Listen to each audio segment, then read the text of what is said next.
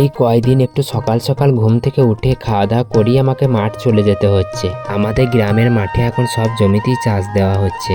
আর আজ আমি গিয়েছিলাম আমাদের দূরে একটা জমি আছে, সেই জমিটাতে চাষ দিতে।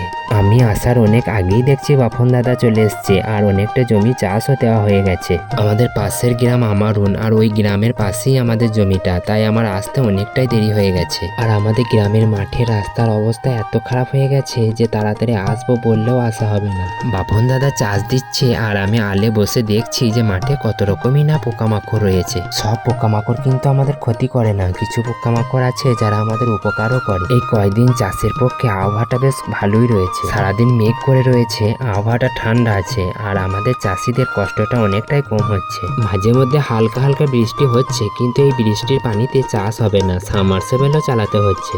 সকালবেলা তাড়াহুড়ো করে মাঠ যেতে আজকে ছাতাটা নিতে ভুলে গেছি, তাই আজ একদম ভিজে গেলাম। 11টা বাজতেই দেখছি আমাদের জমি চাষও দেওয়া হয়ে গেছে। আমাদের যে গরুটার বাছুর হয়েছে সেই গরুটার জন্য অল্প দুটো ঘাস নিয়ে আমি চটপট বাড়ি চলে আসলাম। বাড়ি এসে খাওয়া দাওয়া করে পুরনো বাড়ির বারান্দাতে একটু বিশ্রাম নিচ্ছি, এমন সময় মেজো কাকা এসে বলল, মাঠে ছেড়ে দেওয়া গরুগুলো নদী পেরিয়ে কুরমুনে মাঠ দিয়ে চলে গেছে, তাই আমাকেও একবার যেতে হবে আনতে। আর আমি শুনে দেরি না করে চটপট চলে গেলাম আমাদের গ্রামের নদীর ঘাটে।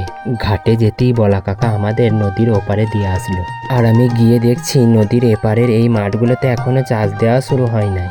আর এমনিতেই আমাদের মাঠের এই বেন্ন জমিগুলোতে চাষ একটু দেরি করেই হয়। এই ভিডিওটা কিন্তু বেশ কয়েকদিন আগেকার, কাজের চাপের জন্য ভিডিও এডিট করা হচ্ছে না।